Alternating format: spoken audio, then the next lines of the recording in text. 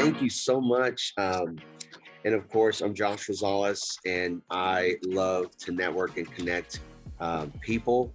That's more than probably what I would say my real profession is, which is a banker here in Cool Springs. I'm actually Charlie's neighbor. Like I get to smell that barbecue all the time. I'm like, it is amazing. But you know what else is crazy? Because and we're just gonna hop into this. It's crazy because um, I not only get to smell the great barbecue that comes from Charlie's house, but I also get to see firsthand Charlie pulling in at like 9 o'clock, 10 o'clock at night.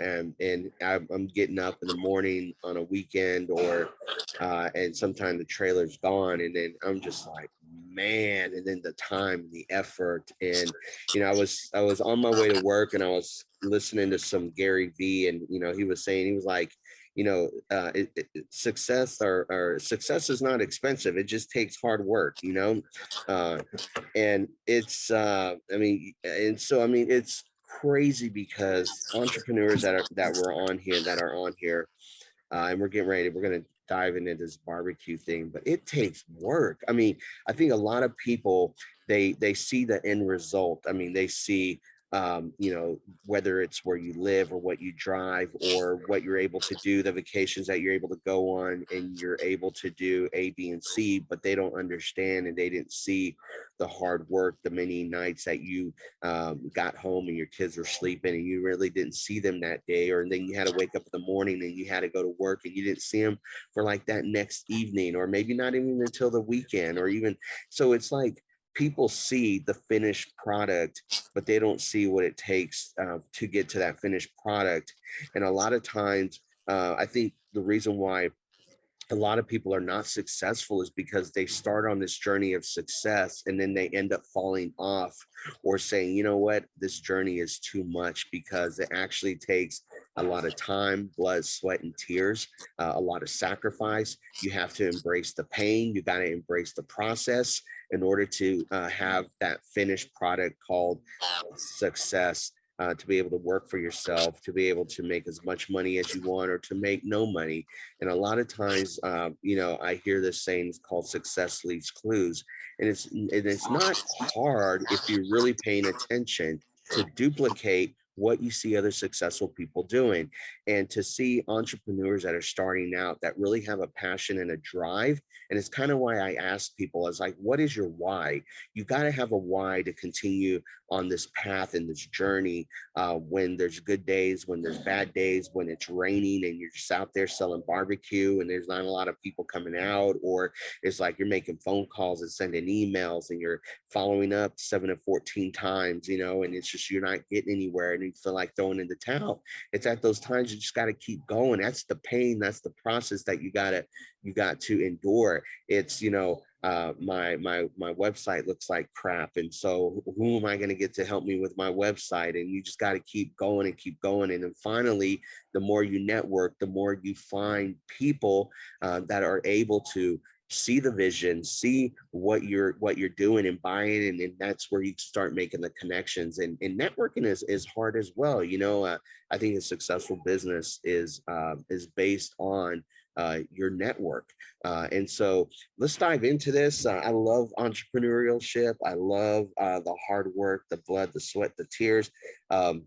Ashley, myself, and Alex, we sit on the board of Break Thru Nashville, which is a nonprofit based in Nashville. We're actually um, starting to expand into Rutherford County.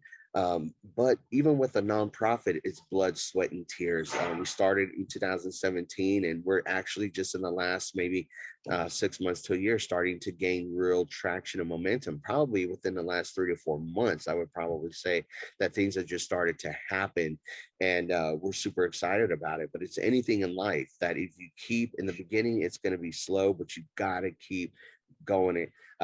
Going and not stopping. So with all that said, Charlie Eblen, it is so I'm so incredibly excited to have you on, and Single Tree Barbecue. They can find you singletreebbq.com. And so Charlie, before you got into before Single Tree Barbecue came about, and I really want to know like how it came about. Your logo is incredible. How the whole concept came about. Like, tell us a little bit about who is Charlie before Single Tree Barbecue. Yeah, man. One, thanks for having me on, Josh. I appreciate it. I'm super excited. Always love talking to you for sure. And this is a great opportunity for us. So, Charlie is I was actually born in Atlanta, and lived there. Me and my mother and my younger two siblings, we moved around all over the place, from Phoenix, Arizona to Houston, Texas, back to Atlanta, back to, all over the place.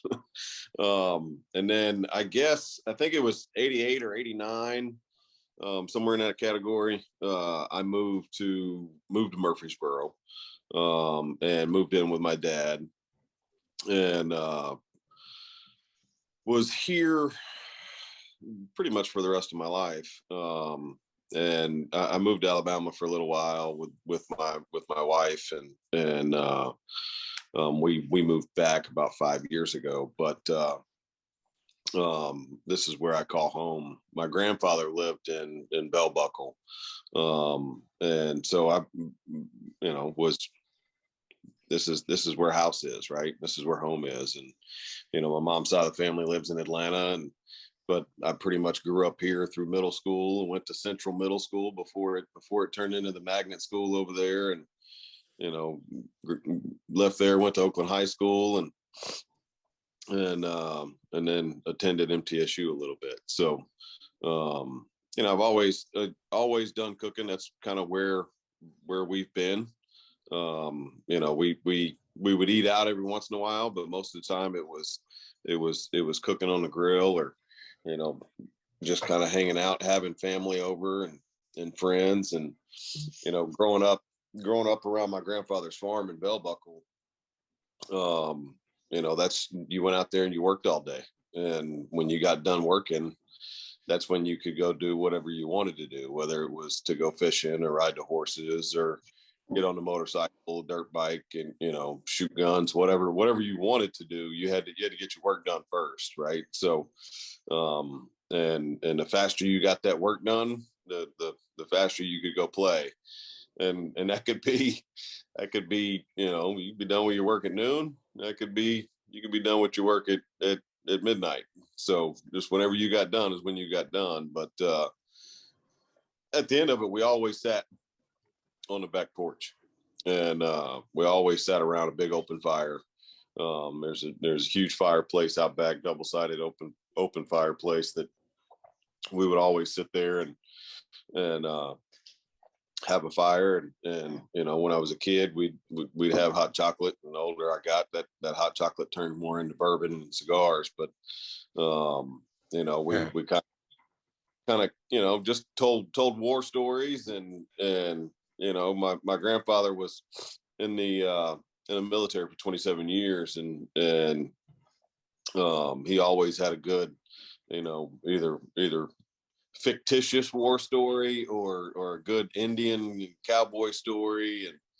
And when you're out there in the middle of nowhere and you're 8, 9, 10 years old, and the only thing you can hear is the crickets and the wind chimes, your grandfather telling you a good cowboy and Indian ghost story was always a good time. So now you're a veteran as well. Yes, sir. I spent 5 years in the Army, 2 active, 3 in the reserves. I was stationed at Fort Stewart as a cavalry scout for the 37th Cavalry out of Fort Stewart. That is incredible.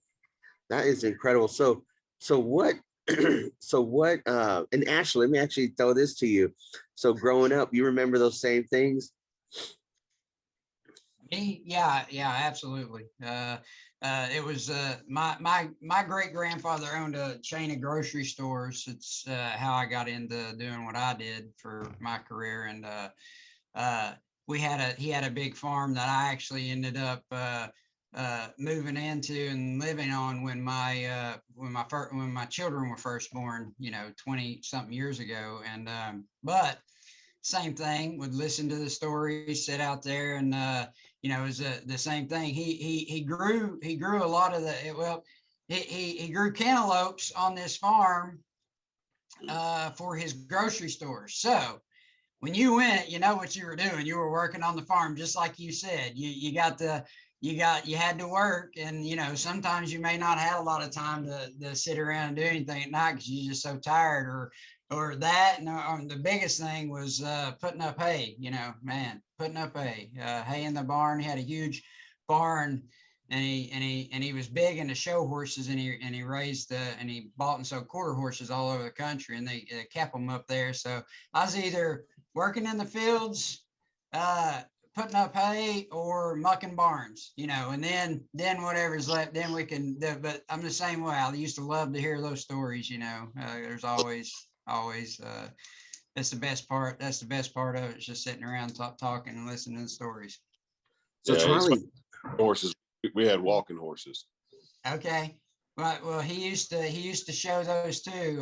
They back, this is back in the 50s and 60s. But my father, when he was young, he used to, show those horses. Him and my uncle, and I've got like a trunk with the rhinestone jackets and things they used to wear when they would show those walking horses and those quarter horses. I've still got those, that were my dad's, and I always thought that was fascinating. So how, with everything on the change of events, how did everything lead you to say, you know what, I want to start a business, but I want to start a barbecue business? And then how did Single Tree Barbecue come into existence? Yeah, so I want that hat, by the way. I know you've got them on order, but I'm working on it. Working on my merch. It's supply chain. Blame the supply chain. Held up at the Panama Canal, right? Right. And it's still sitting out in the ocean somewhere. Yeah. So Josh, I've been in the restaurant business most of my life. I mean, outside of my short tenure in the Army, the rest of my life I've been in the restaurant business. 27 years I've been working in and out of some sort of in capacity of a restaurant, from whether I was washing dishes to whether I was an executive vice president for a corporate chain. And my grandfather always wanted to have a restaurant. I've always thought about having my own restaurant. I've had people call and say, "Hey man, let's go start this, design the menu for me. Let's figure it out. What do you have in mind?" And for whatever reason, something's always held me back.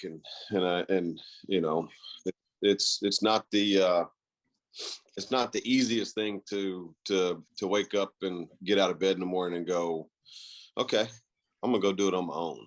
And I'm not gonna have the safety net of a big corporation behind me. And somebody said something to me the other day about, man, you got to be living the dream. You cook barbecue for the living, and you're, oh man, that's awesome. And I'm like, yes, I am, and it is outstanding. But what those people don't see is the stress and the pressure. And you said it earlier about the blood, the sweat, and the tears. That's not that's not a synthetic thing. There's real blood and real tears and real sweat that get put into it every single day. And the lows are low and the highs are just amazingly high. And it's so incredible. And you don't figure that out until you actually get going. So to circle back, my grandfather is no longer with us, and he's always been somebody that I really, really looked up to, and considered, if I could be like someone, that would be, between him and my father. Those two are just, they're at the pinnacle. And so my grandfather spent 27 years in the Army, retired as a colonel, full bird. When he got out, he was an attorney, stopped being an attorney, left that, got appointed a federal judgeship out of Chattanooga, became a federal judge up until the day that he died.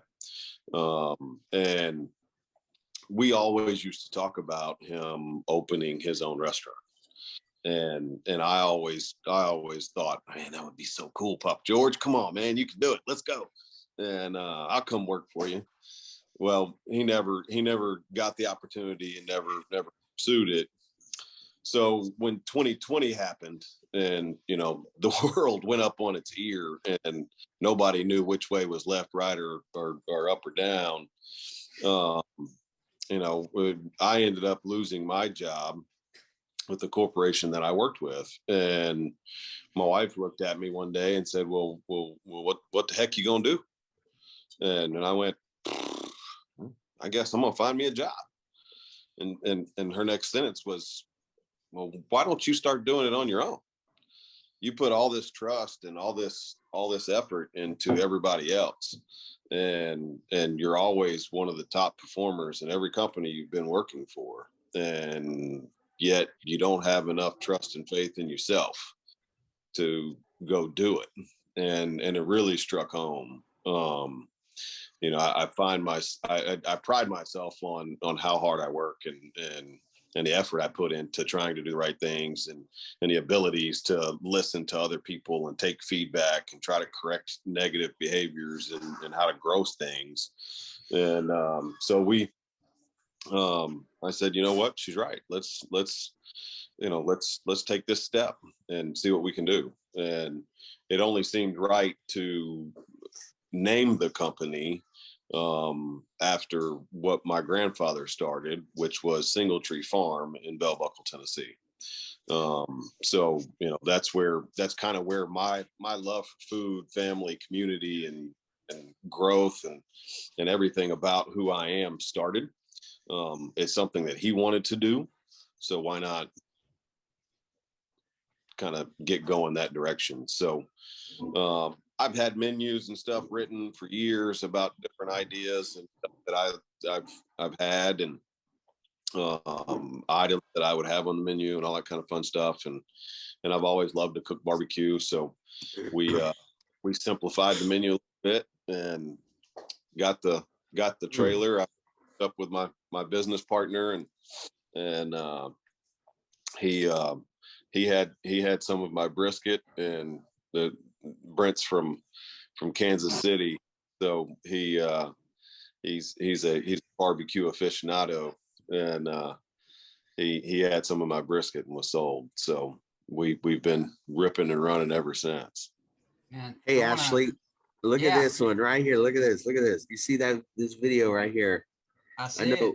Being a butcher, man, this some man, and then this right here, this looks good right here. Yeah, one thing that people may not understand is they go get good brisket. They're like, man, that's good brisket. It's not easy to make good brisket. You got to have it down pat, and somebody that's got brisket down pat, they know exactly to what kind of wood they're burning. Exactly what temperature, especially I saw a stick burner there. So another thing, it's not easy to keep a stick burner at the temperature you want. You need to make perfect brisket all day long. It's not easy. It's work in itself, just feeding that thing, keeping it where you need it to be. You don't want it to ash up because you don't want to bitter up your brisket or whatever you're cooking. So there's lots of things, and that's and I have a kinship for a stick burner like that. I mean, I love them. They're hard work, but they make the best barbecue in my opinion. So. Oh, hands down. Man, like I tell people all the time, I'll my friends and family pick on me all the time because I'll give you whatever recipe you want. I don't. Yeah. I'll write down a recipe on how to cook brisket for you and tell you exactly what I do. Yeah. Sure. If you feel the gumption and want to jump in there and try to make it happen, sure. Yeah. If you want to, fine. Yeah. If you want to man the burner all day and night, you go right ahead. But that's what it's going to take to get that brisket. Brisket. Yeah. Well, there's so much to barbecue. I tell people all the time, man. It's not it's not an exact science, and there's not a, you know, if I wrote down my recipe for potato salad exactly and gave it to you, and it had step by step on how to make it all the way through, you're going to be able to make it, and it's going to taste almost identical to mine, right? I mean, it's not going to be different, but if if I write down my steps on how to cook a brisket, it may or may not be anywhere close. And you know, there's how you trim the brisket will determine how it comes out of the smoker just as much as how it goes in. What seasoning you use, how long do you season it, or how long is it seasoned before you put it on the smoker? What temperature is the brisket before you put it on the smoker? Is it cold? Is it hot? Is it room temp? Is it, you know, so there's so much that goes into it, where it's placed on the smoker, how it's placed on the smoker, you know, how long it's on the smoker before you spritz, if you spritz, you know, do you, I mean, there's just so much, you know. Look, I use a thermometer cooking brisket once. And you know, that's really the only time I use a thermometer. And that's when I'm pulling it off, just to make sure it's fully cooked. But I know it's cooked because you can tell by touching it and the way it feels. It's not, barbecue is just way more of, you know, feel and touch and visual cues than it is black and white anything. And you know, it's tough, but it's so much fun. So, you know, amateurs like myself, we like really amateurs like myself. So we got our grill, and we got our smoker in the back. And I remember the smoker from talking with Ashley, and you know, a while back, it's like, okay, a smoker is not like a grill, or you just like, oh, let me grill some burgers, or let me grill, you know, some, I think it was even, what was it? I was gonna smoke, or I was gonna grill We were trying to grill spare ribs. ribs. Yeah, spare rib. I put them on the grill. I was just like, man, you should have put them in the smoker, because like the smoker, it breaks down the fat and the muscle, and you gotta let it. I remember Francis, my wife was like, oh, let's throw it in, let's throw this meat in the smoker for like an hour and a half, and it'll be done. I was like, you know, the smoker is not like an oven. Like the smoker, we're gonna have to put that on there for like 6 hours, 8 hours, you know, sometimes, you know, depending. And even with Thanksgiving, this last Thanksgiving, we smoked 2 turkeys, and they turned out, I mean, it was incredible. We stayed up all day before smoking one, and we stayed up all night.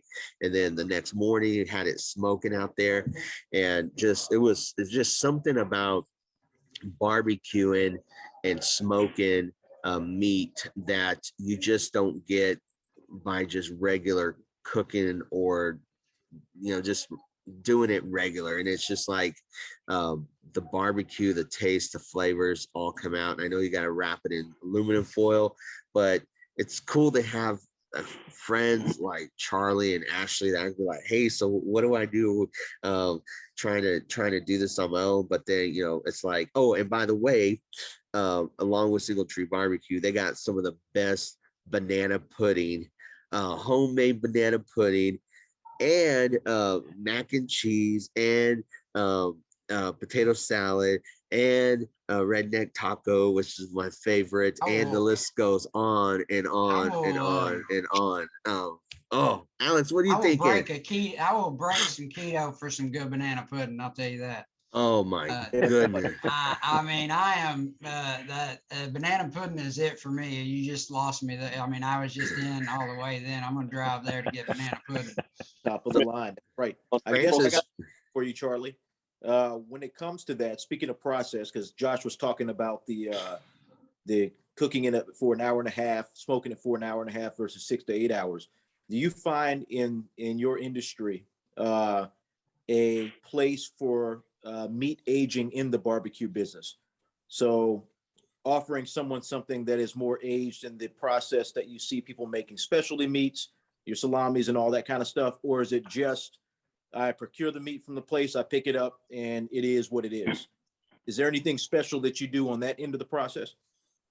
No, I mean, for the most part, aging, most of the meats that you age to begin with are either going to be ready to eat, or you're cook hot and fast, because the aging process is what tenderizes it. Mm-hmm. The whole art of smoking is really not smoking meat. It's really just cooking it at a low temperature. Where the smoke comes from is building a fire. So you're really cooking with live fire. If you're doing it right, you shouldn't see a ton of smoke coming out of the smokestack smoker. You ever drive by, go down the road, you see those guys with those huge smokers on the side of the road, and it's just billowing smoke everywhere. Yeah. More than the smoker itself is actually on fire. And it's not gonna taste very good. Find the guys that, if they got smoke coming out, it's just a little bit. They call that the difference between clean and dirty smoke. And dirty smoke creates that, I think Ashley said it earlier, creates that kind of bitterness flavor, where you really take wood, not the fire. And then with a clean smoke, you're really just cooking with a fire. And I love cooking with a fire. Now you take a real good dry aged steak and you put it on a live fire. It's man, you can't beat it. I cooked some just regular old choice ribeyes for the family last week over on my fire pit, and my whole family said it was the best steaks they've ever had. So and they were just regular old choice Sam's, ribeyes, nothing spectacular. They have good meat, not picking on Sam's, but it wasn't like we went out and bought Wagyu ribeyes and had some special rub. I mean, it was just salt, pepper, and put it on an open fire. When you cook, when you get your propane grill out, and most of America, and 99% of my buddies, they get that propane grill out and they put their aprons on and they sit outside with their beer and they're the grill master for the day, and, which is wonderful, and I'm happy for everybody that does that. That's right? me. Hey, I'm proud of you, buddy. I'm proud of you. You really want to have an experience from a flavor standpoint and taste and all that kind of fun stuff. Build a fire and cook over that fire, and it's just something. I mean, it just does something to you that you just don't get off of the propane grill. I mean, look, I'm not talking smack. I got a propane grill too, and I do it for a living. So, look, I get it, right? It's speed and convenience and all that kind of fun stuff. And in today's age, everything's about now, not about, let's get it in an hour, right? So, because you can't just start a fire and go. It's got to burn down and all kinds of fun stuff. So for us amateurs, like when we go to Sam's Club or Kroger or Publix, like what's a good meat to like grill, like just to start off?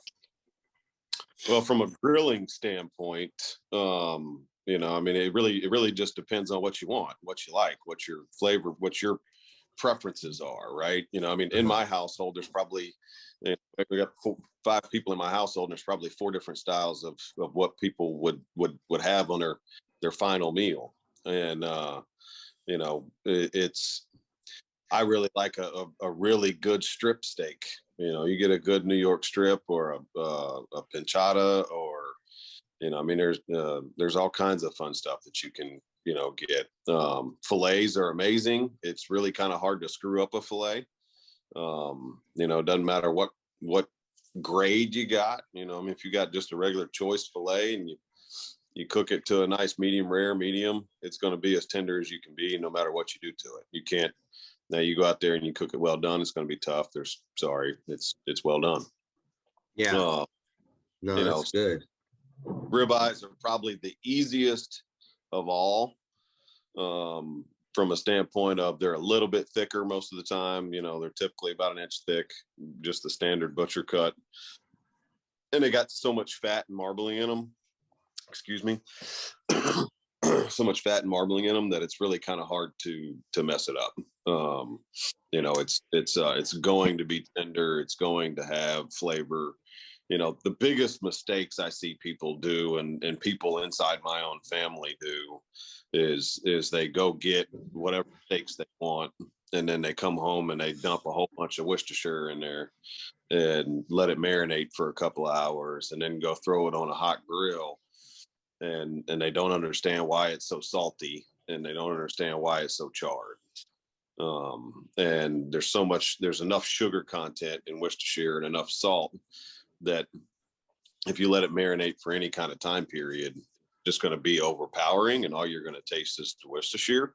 And you know, look, I have plenty of people that I've heard and talked to that do it, and I tell all of them, just stop.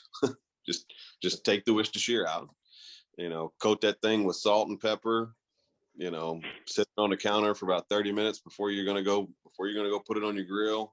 Let it get to room temperature with that salt and that pepper. You know, if you want to throw a little garlic pepper on, or garlic salt, you can. I always do that afterwards with a little garlic butter, and then rock and roll from there. So, you know, I mean, grilling is not as hard as most people try to make it. It's you know, People probably overthink the process. Yeah, I mean, you know, look, man, I'm not that smart either, you know, so I have to keep things very simple. And so I do that for the simple fact of, you know, I want my food to taste like the food that it's supposed to be, and not taste like something that it's not. You know, I'm not trying to make a brisket like pork. I want my brisket to taste like my brisket. You know, I want my pork to taste like my pork. So that's why all the ingredients are simple, and keep things simple, and just focus on the technique of things. Exactly. Better. And you know, so, you know, it's the same thing with grilling as it is, you know, being a low and slow barbecue guy. Hey, Charlie, let me ask you this. I'm gonna transition a little bit because I really want to know. So your wife and is so supportive of what you do and is so involved in what you do. I feel like it is so important to make sure, like, you can have a business and your spouse not be on board. And it's like, it's a lot easier. I think having a business is not easy, but it's a lot easier, the support factor, when your spouse and your family are on board 100%. Talk to us a little bit about how that plays into having such great support from your family, and particularly your wife, and what she brings to the business. And then what are some of the challenges that you have come through with starting Single Tree Barbecue, and kind of maybe some of the growing pains that you're going through now? And talk to us a little bit about that. Yeah, I mean, you know, look, number one, if it wasn't for my wife, I wouldn't be sitting here right now talking to you. Exactly. Yeah. I mean, she's my rock, man. She's my whole world. She's the one that gave me the giant shove to jump off the ledge of starting my own business. That, you know, for me was like standing on top of the Empire State Building and knowing that I couldn't fly. You know, without her, I wouldn't have ever even thought about it. Without her support and starting all of this, you know, I mean, just the emotional side of it, I don't think I'd have been able to handle twice. You know, I mean, look, I went from traveling 4 or 5 days a week all over the Southeast and country, for that matter, to being home 7 days a week and being with her and those little rugrats that I have here most days. So they're good baseball players, though. They are. They're basically through and through. That's how I spend my days off. But, you know, I mean, look, she's amazing, you know, and, you know, that banana pudding you talked about earlier, we wouldn't have that without her either. You know, she's the dessert queen, man. There's a, I did Oreo cookie, banana pudding. Oreo pudding. And hey, look, I'll be honest. I didn't know how to sweat. make pudding until 2 days ago. It was, I finally had to ask, and I need to learn so I can do it myself and don't have to ask her to do it all the time. And she's got enough on her plate. She runs her own business, you know, that's true. With the pink room, and she's, I mean, she doesn't stop. And I don't know. I think I work hard, but my wife is amazing, man. She just rolls every day. I mean, I think she's normally up between 4:30 and 5 in the morning, and you know, and she won't. The kids, the household, the running around, her business, your business. Like, yeah. I understand. And she worked on the truck with me last night, so it's you know, we sponsor a couple of the softball teams here in town, so she came and hung out with us there. So, what are some of the growing pains that you've experienced? The growing pains are funny, man. I you know, you do something for so long, and then you change one variable, right? I've been in the restaurant business forever, and instead of it being a restaurant that is located in one spot, now I got one that's on wheels, and I can take it wherever I want to. You know, so the very first growing pain was simple. I designed and wrote a menu that was based off of a brick and mortar restaurant. That's wonderful, but it doesn't work in a 7,500 square foot trailer. It just doesn't. The things, they move differently. The flow is different. There's just not as much space. So you have to get creative on how you store things and where you put things and how you prep and get ready. So, you know, that was the first hurdle. I thought I was going to have this, you know, amazing menu with, you know, quarter chickens and, you know, 9, 10, 15 different items on my menu every day of the week. And okay, great. You know, the second, you know, it's just not possible. Right. So, you know, and then the last one I didn't learn, or the last hurdle that we've been overcoming and challenge that we faced was, you know, how do you do this? How do you do what I do every day by myself? And because I've always prided myself on how hard I work, I thought, you know, hey man, I can have this trailer out, you know, 5-6 days a week and still be able to get it all done. That's not the case. It's, you know, my partner's got a full-time job. He helps us and does all the books and the IT stuff and the back on the backside of stuff, with the, you know, the marketing side and the prep side of the food and scheduling of events. And, you know, there's a lot to do. So, you know, we came to a realization, especially over this winter time, that even though the winter was slower because we're a food truck, nobody wants to stand in line when it's snowing. You know, there's still so much to do, and you can't do it all yourself. It's just a physical impossibility to think that I can wake up every day and have the trailer out the 5 days a week at minimum, 6 days a week to make the money we need to make, and think we're going to be successful and awake, you know, being able to have the energy to keep going. It's just, you just can't do it. You can't work 5-6 days, you know, in a row, 14-15 hour days and think that you're physically going to be able to keep up. You know, not only does your body give out, but your mind will give out too, because you don't have time to decompress. So we've hired a couple of people, that was a challenge all in itself. You know, I think I've been looking to hire people now for 6 months, and I only needed to hire 2.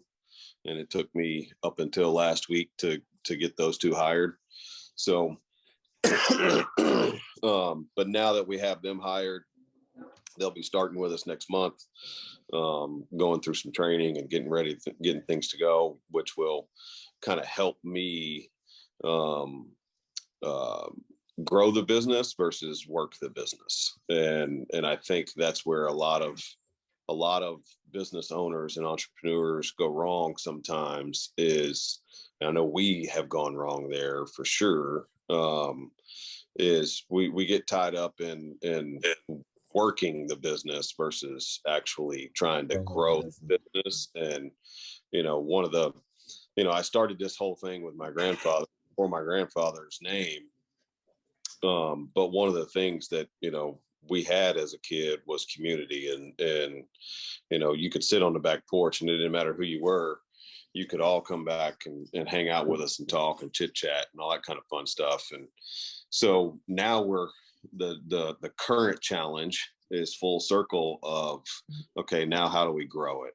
And, you know, but not just Single Tree Barbecue, the food truck, but how do we grow Single Tree Barbecue, the community? How can we do more in the community? How can we give back to the community? Where can we make an impact? One of the things that I've said in every position and every job that I've ever had in my life was very simple of, we are business owners and leaders, and we have the ability to impact people's lives every day. How we do that is what's important. And, you know, for the last, you know, year, my impact hasn't been what I want it to be. You know, I used to do tons of stuff with Toys for Tots and, you know, just local nonprofits and charities in town. And so, you know, Single Tree Barbecue is now that we have some employees and I can focus on growing our brand, that's going to be my challenge, is how can I get Single Tree to be a major player in Rutherford County and helping others and building a community. So what keeps you going every day? Like, how do you, as a small business owner, who do you surround yourself with?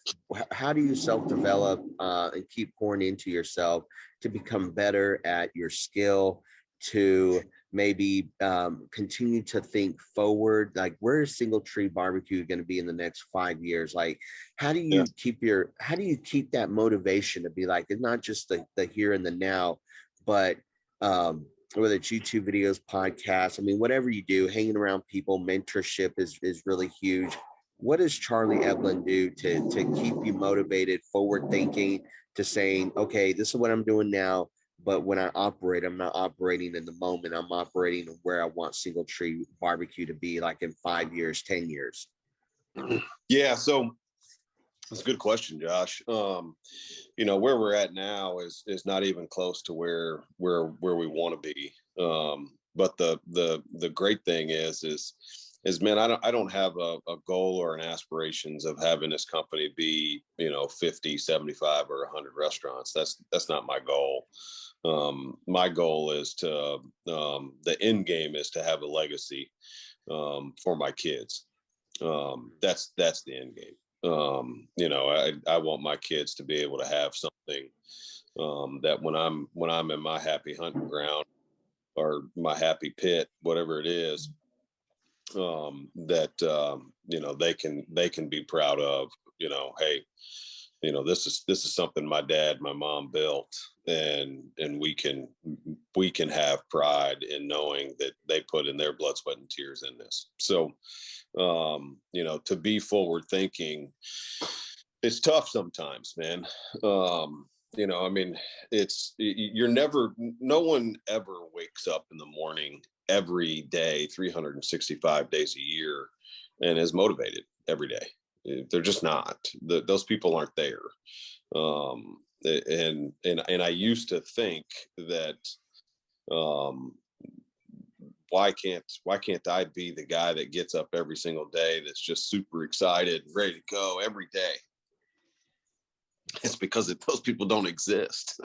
You know, human beings aren't we all wake up on the wrong side of the bed sometimes, right? You know, we all oversleep. We all, you know, oh man, I didn't get to work out this morning, or, you know, whatever it may be. So, but it's what you do on the days that you're not super motivated, right?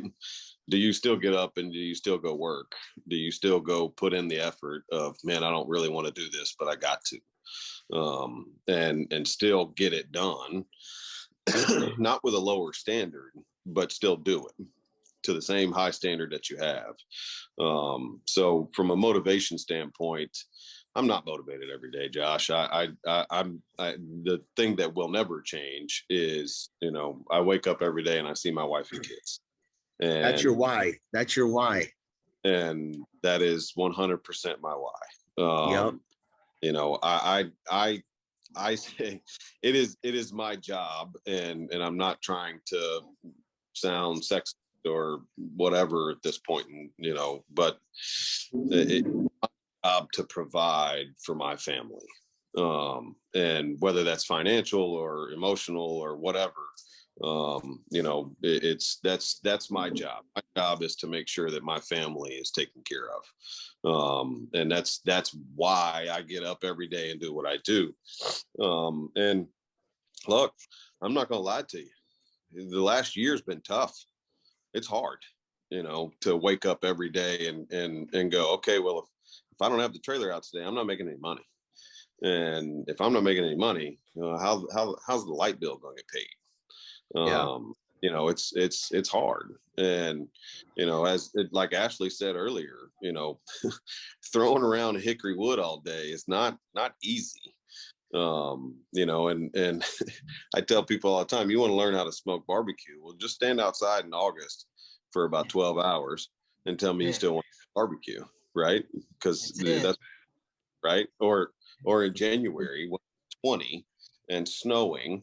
I got a picture somewhere where my smoker is completely covered in snow, and I'm out there smoking ribs or something for the day. I mean, you know, it is what it is. It's a part of it. You know, but I do my best to surround myself with people that are motivating. You know, I try to watch, you know, inspirational videos, and, you know, what's his name? David Scoggins. It's just, I mean, that guy, he's a bubbler too off a plum, man. And I love it. You know, I absolutely love it, because, and I think he even says, you know, it's the crazy ones that are obsessed, and where people think that they just are off their marbles to do what they do, that are going to continue to be successful. You know, and I've always thought that the people you surround yourself with are the ones that you're going to be like. So, you know, if you surround yourself with a whole bunch of, you know, non-thinkers and people that want to grow and do better, and then that's what you're going to do. Those people aren't on the internet trying to, they're a dime a dozen. Yeah, you know, they're not trying to learn how to get better. You know, man, look, I'll tell you, man, I've been cooking briskets for a very long time, and I read something on how to cook brisket at least once a day, at least. And, you know, I mean, there's a lot of people out there that think that I don't need to learn anything else about cooking brisket, that I got it. But I'm still trying to get better, right? I'm still trying to learn different techniques and different ways of doing it. And, you know, because of that, because of doing that, my brisket this winter has been better than it was last year at this time. You know, because I learned a different technique and I tried it and it came out amazing. You know, so, you know, doing those things and keeping those, you know, people around you, and, you know, just trying to really stay forward thinking of what's the next big thing, you know, it's tough, but you know, I mean, look, I'm 40 something years old and I'm trying to learn how to operate TikTok, man. You know, Yeah. I mean, Hey, you're doing a good job though, man. Right here too, man. We're in the same boat on that. Hey, Charlie, so let me ask you, so you have you've received some awards regarding your barbecue and how good it is. What are some of the rewards? And it's almost say we're wrapping it up, but what are some of the awards that you have won? Where can people find you? I got your Facebook page, or I got your website pulled up, singletreebbq.com. Also, we got your Facebook page, which is Single Tree Barbecue. That is an amazing looking picture right there. Plus, we got your Instagram page right here with Single Tree. What are some of the recent awards that you won, and what was it for your brisket? Was it for what was it for? And then where can people find you and connect with you? Yeah. So, you know, award wise, the most recent thing I was nominated for, what was it? The restaurant news. Yep. I voted for you. They awarded me one of the top, I don't remember what number it was, but one of the top restaurant executives in the country, is the most recent one. And I'm actually going to the restaurant leadership conference here in a couple of weeks. So, it's that one was pretty cool. You know, and there's been, I think, 2 or 3 different articles recently written about us, and the brand here at Single Tree. With one was with the Daily News Journal, and another one was with Voyager, and then I have another lady that's been reaching out to me for another publication here recently. So, you know, all that stuff's really cool. You can find us, you know, on any social platform. I haven't really gotten into YouTube yet. That's coming. But we are going to start doing a live show on Monday nights in April. Excuse me. We're going to do that on Instagram Live. I think, you know, probably like 5 or 6 o'clock. Give people time to get home from work. That's going to be really cool. Something you don't want to miss, because we will have one show where it's just me, and talking about what we're doing or how to cook something. And then we'll have a couple of shows with some guests, and then you know, and then probably just one Q&A show every month. So that's coming. Really cool stuff. You can find us on Facebook, like you said, Instagram, TikTok. All 3 of those are at Single Tree BBQ. The website's, you know, www.singletreebbq.com. And then YouTube as well is at Single Tree BBQ. So where are you gonna be this weekend? That's my question. So exciting things for us, Josh. Starting Thursday, we will be doing delivery with Hometown Delivery. So I'm not taking the trailer out this week, but you will be able to get delivery. Before I went live doing deliveries at events, I wanted to be able to have just that to focus on, make sure we execute properly.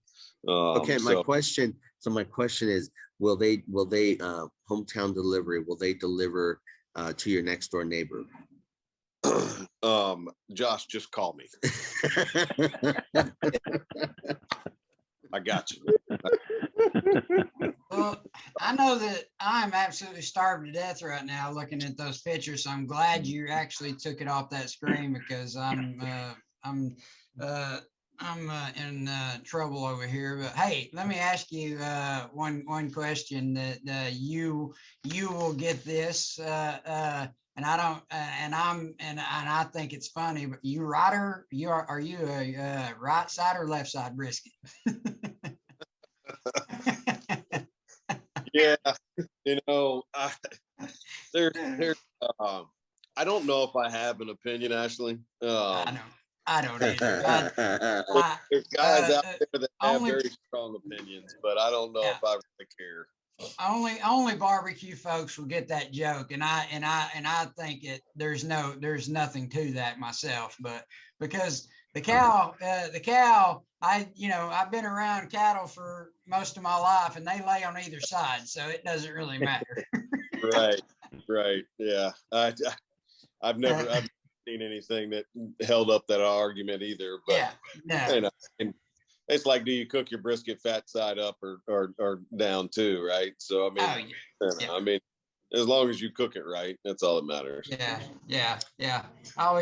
That's always I'm gonna just say something here real quick. My takeaway from this, it was fabulous meeting you and hearing your story, and I just can't stress enough to people that the conversation we just had is obvious.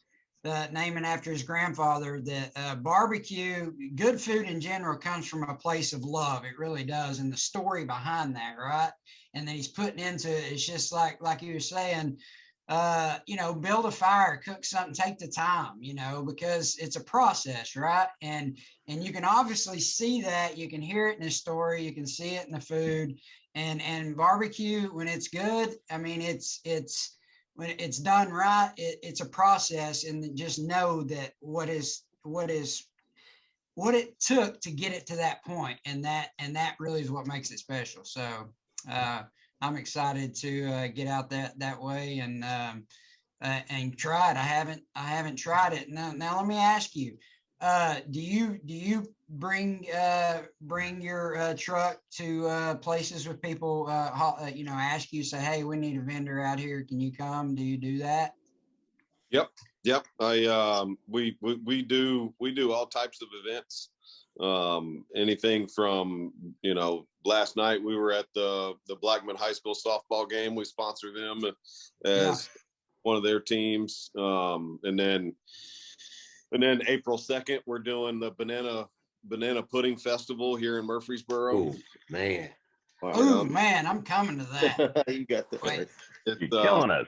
It's gonna be a lot of fun, man. And then the 1st of May, we're doing the barbecue festival. So I got asked last week to do the IndyCar race that's in September. So all kinds of stuff that we do. So yeah. All right. Well, that's hey, the other thing I network with a lot of folks, and I see this a lot. People needing vendors, right? Come out to this event. So I'll connect with you, and when those opportunities arise, I'll make sure I pass them your way. I appreciate it. Thank you. Yeah. And the other thing too is this is a great opportunity to meet new people, to network. I know, Ashley, you are when it comes to life insurance and taking care of family, you're the man. Scott, you're in the insurance industry as well. What is it specifically on the industry that you're in, Scott? Mainly right home and auto. Home and auto. Personal lines, yeah. Okay. Boats, RVs, motorcycles, stuff like that. But I don't venture into the life or health. I leave that up to professionals like Ashley. That's it. No. That's it. No. Hey, Charlie, I do have one question real quick before we go. Hey, the age-old question: brisket, fat side up or fat side down? Which way do you cook yours? So it's funny. It really depends on. There's a lot of things that go into it. So give you the quick synopsis. One, depending on what kind of smoker it is. So if you're in a stick burner, I always do fat side up. If I'm cooking it on a smoker like I have on my truck, which is a Beck built, and it's a stack smoker, so the heat source is coming from the bottom, then I start it with the fat side with a fat cap down. But once it gets to probably about 130-ish, 140, about halfway through the cook, I'll flip it back over. And what that does is it doesn't burn up the meat on the bottom, and it allows it a little bit more evenly of a cook. And then I wrap it up, and it allows all the fat from the fat cap to come back through and rehydrate the meat, which makes it really, really tender and breaks down all the collagen in it and perfect. So the other factor is what time of year and what temperature. So if it's in the winter and it's cold and there's no humidity, then I have to put more water, more moisture into the smoker, which is a water pan.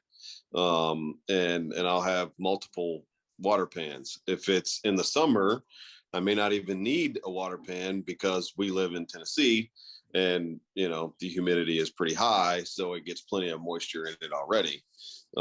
There's, you know, it's so short answer, both. Gotcha. Long answer. And, Gotcha. and depending on how windy it is too, that's a big, that wind can play, that wind. People don't realize that the wind can mess you up on a stick burner. Yes, it can.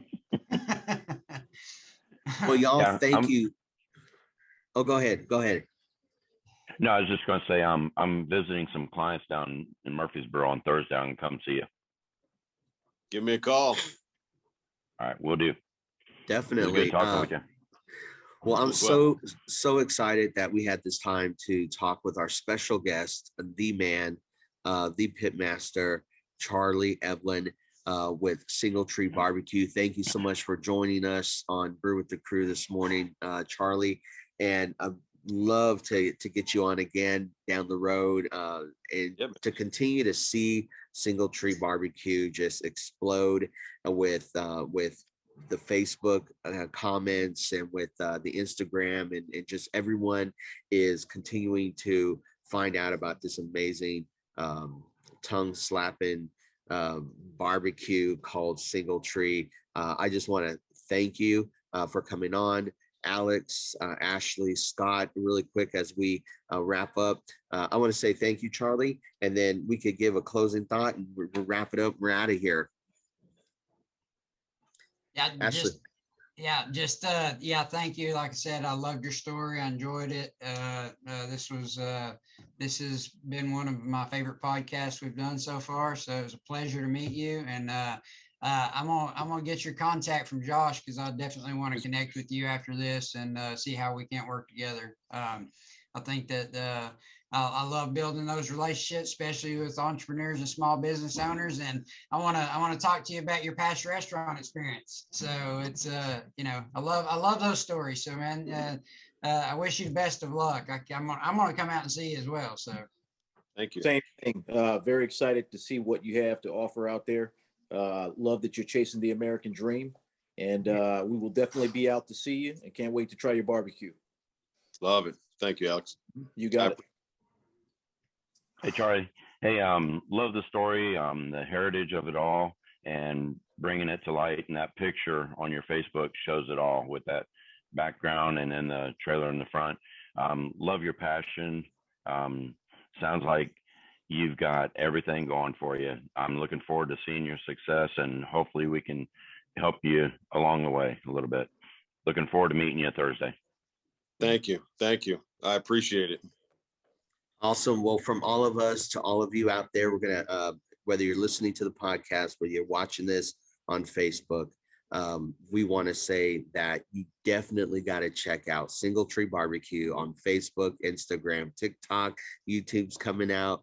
Come out, visit. I'm telling you, the trip to Murfreesboro to come eat some barbecue is amazing. And the banana pudding, the mac and cheese, the potato salad, like I'm just go on and on and on. My wife's like, what are we gonna do? Are we gonna eat barbecue? And it's always a Single Tree Barbecue, and especially having some pair it with some beer, with a cigar, with just barbecue goes with everything, like everything. I've got everything running through my head right now, man. What we're gonna do? Yeah. Scott and I are gonna get together, put on an event, invite a bunch of people, and have Charlie come out and do it. Dude, I'm gonna wrap up with this. So New Year's Eve, Charlie smoked a pig, And woke up, he was out there like 7 a.m. And then that pig, we started eating at like maybe 9-10 o'clock at night. Like it was just so good. It was cool because the process was there. Like I walk out the front door, had to go to work that morning, but you see the pig at the beginning, and you come home and you just saw just like cooked it right out there. It was a really cool. And actually Single Tree Barbecue has brought not only just its community, but it brings our subdivision together, and the outpouring of support that our subdivision has for Charlie and Sarah and Single Tree Barbecue is amazing, because we've got families that they're walking across the lawn and walking to grab barbecue, and we got kids that are running around. And I'm just like, man, it'd be like a country music video shot right there. It was just some great stuff. When I think about Single Tree Barbecue, I think about community. I don't think about a big corporation. It's all about community. And Charlie, you're doing things right. You're building it from the right side up. And thank you so much for coming on this morning and spending time with us. I really appreciate everything that you've done. And I'm probably in the group of your biggest fans, and I just love it. So thank you for spending time. Hey, look, guys, I appreciate you having me on. Josh, I think the whole hog thing is going to have to come to fruition sooner than later. Again, I was thinking about the 4th of July. Last year we had a great time for the 4th. So, maybe this year we do the same thing with, cook a whole hog, and we got to thank our other neighbor, Justin, for, he's got the same size smoker I do. So he rolled his out, and since his is on wheels, mine's not. So, it was a blast doing it. I love doing it. I just appreciate you guys letting me come on and tell my story, and hopefully get a couple more people to join us and building this community, and maybe something we said inspired somebody or helped somebody today.